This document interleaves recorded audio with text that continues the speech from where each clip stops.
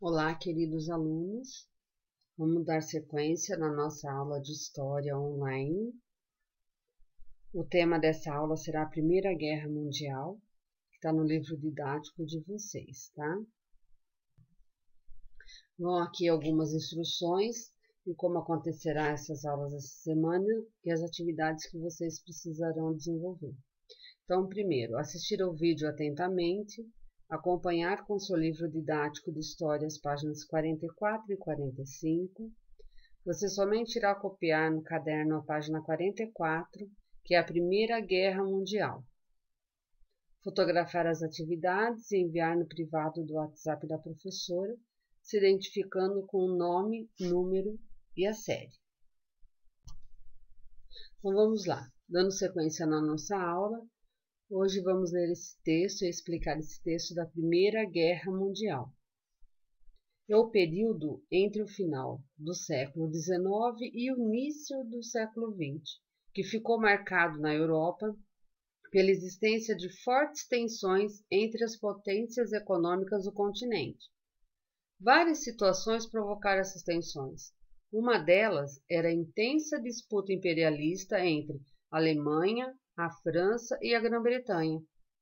O crescimento industrial da Alemanha, após a formação de seu Estado Nacional, fez com que ela entrasse na disputa pelos mercados consumidores na Europa, o que ameaçava o quê? A supremacia econômica da Grã-Bretanha. Os franceses, por sua vez, nutriam um sentimento de revanche por terem perdido para a Alemanha as regiões da Alsácia-Lorena, que ela era rica em ferro e carvão, na Guerra Franco-Prussiana, em 1870. Além disso, as disputas entre esses três países por territórios coloniais na África também geraram fortes tensões. E as rivalidades motivaram a criação de acordos econômicos, acordos políticos e acordos militares entre esses países, como veremos a seguir. Então, aqui a gente já tinha uma guerra à vista. Então, por meio dos acordos econômicos, políticos e militares que nós vimos no texto anterior que iriam surgir, esses acordos foram firmados entre os países europeus. Dois blocos opostos foram criados, ou seja, a Tríplice Aliança, que era formada por quem? Pelo Império Alemão, pelo Império Austro-Húngaro e pelo Reino da Itália. Essa se formava a Tríplice Aliança e a Tríplice Entente. Quem fazia parte da Tríplice Entente? Reunia a Rússia, a França e Grã-Bretanha. À medida que as rivalidades entre as potências econômicas da Europa se intensificaram, os países europeus aumentaram consideravelmente sua produção de armamentos. Além disso, quase todas as nações do continente europeu adotaram um serviço militar obrigatório, o que fez seus contingentes militares, as suas tropas militares, crescerem expressivamente. A Europa, portanto, passou a viver o que se convencionou chamar de paz armada. Como que pode ter paz se eles estavam todos armados por uma guerra, né? Fica até estranho, né? Mas passou a chamar paz armada. Outro fator que motivou o acirramento das tensões na Europa foi a existência de movimentos nacionalistas. Quando a gente vai falar de movimentos nacionalistas, são aqueles movimentos que eles valorizam o nacional. Por exemplo, se fosse aqui no Brasil, a valorização do nacional, do nacionalismo, do movimento nacionalista, que quer dar valor em tudo que tem no Brasil. Então, toda a existência de coisas brasileiras, a gente não deixaria entrar produtos de outros países, a gente iria valorizar só o nacional. Lá no caso, foi na Europa, que foi a existência desse movimento nacionalista, como o pan-germanismo e o pan-eslavismo. O pan-germanismo defendia o quê? A reunião dos povos de origem germânica em um único estado. liderado por quem? Pela Alemanha. O pan-eslavismo pregava o quê?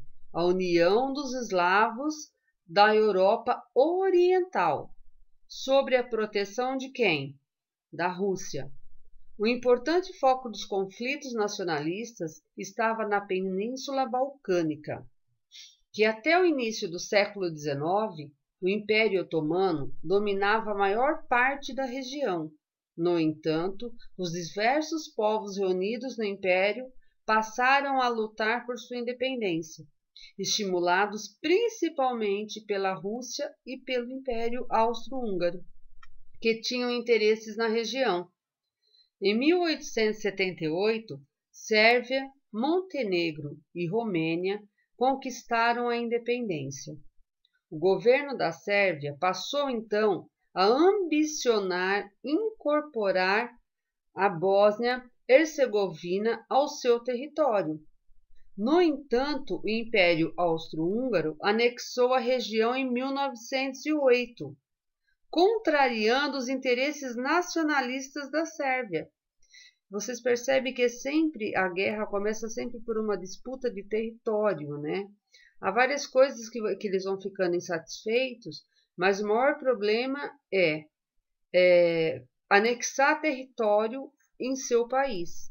Aqui no caso, o governo da Sérvia passou então a ambicionar incorporar, ele queria incorporar a Bósnia-Herzegovina ao seu território.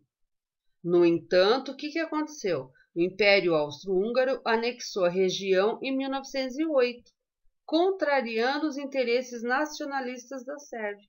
Aí já teve um atrito entre eles, né? Já teve um atrito mesmo, onde eles ficaram descontentes.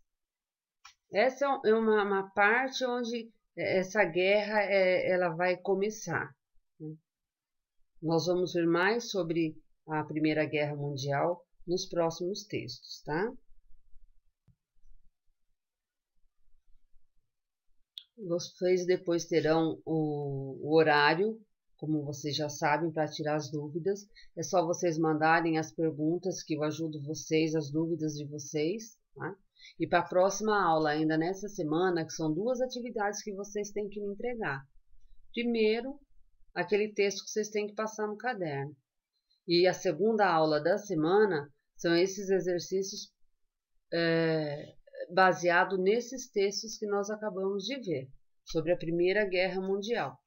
Então, a primeira questão é a seguinte: tem que passar a pergunta e a resposta no caderno, tá? Na matéria de História. Qual período ficou marcado na Europa pela existência de fortes tensões entre as potências econômicas do continente?